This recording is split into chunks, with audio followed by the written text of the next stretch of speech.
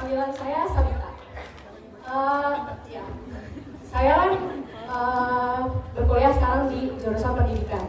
Dan memang sejak dulu saya bercita-cita menjadi seorang guru.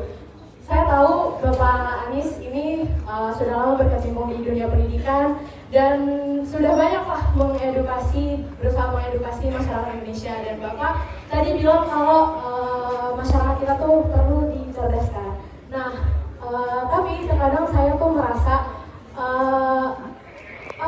apakah masyarakat kita nih masih bisa untuk diedukasi? Kadang saya merasa kurang gitu, contohnya seperti yang sekarang terjadi saat ini, misalnya soal pajak gitu, pajak yang sedang naik sekarang 12%, ini banyak yang sudah mengedukasi kalau misalnya kenaikannya itu bukan hanya 1%, tapi berefek ke semua kalangan gitu.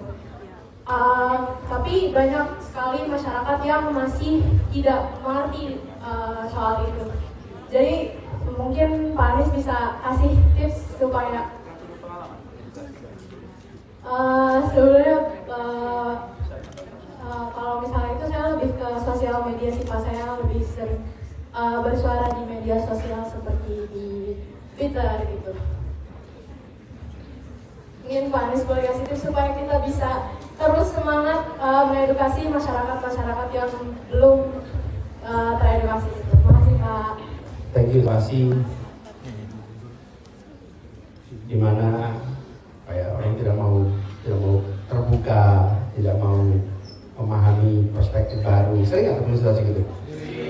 Sering. Gimana rasanya? Susah. Senang? Enggak lah, betul nggak? Itu nggak nyaman bukan? Nah, teman-teman, open mindedness, keterbukaan itu dibutuhkan sekali. Jadi bagi kita semua, kalau lihat saya sering merasakan soalnya, saya kalau ketemu ada orang yang, udah pokoknya keras kepala tapi salah gitu. Sorry nggak mengalami ini?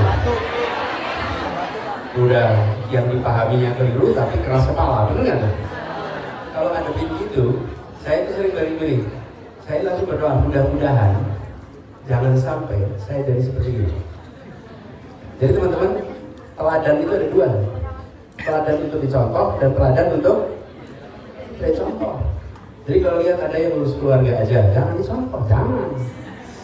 Tapi bukan hanya dimarahin, tapi bilang juga di sini, kalau saya nanti dapat kesempatan, saya tidak akan meniru. Contohnya gitu. Nah, apa kemudian berhadapan dengan situasi aktif di sosmed? Terus kalau aktif di sosmed kan gini, kira-kira nih, Anda mencoba public education lewat sosial media, apakah itu X, apakah yang lain, lalu Anda akan bertemu dengan jawaban yang bayaran pula.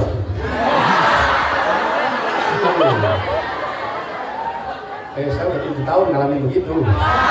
Iya, di Jakarta kurang apa gitu kan? Iya, apa aja di Jakarta ini ribut, apa aja ribut. Sampai udah gak usah cerita Jakarta lagi. Ini panjang lagi nanti.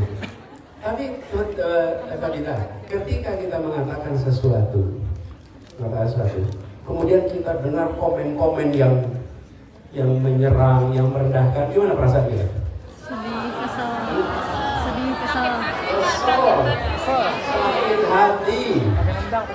Apalagi kalau kemudian diserbu ya. Diserbu.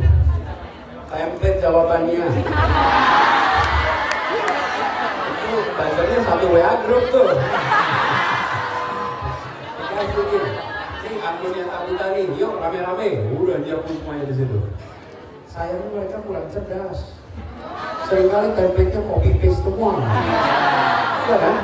Tapi kita tahu kan?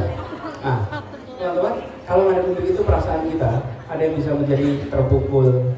Merasa, saya kan niatnya baik. Saya kan ingin public education.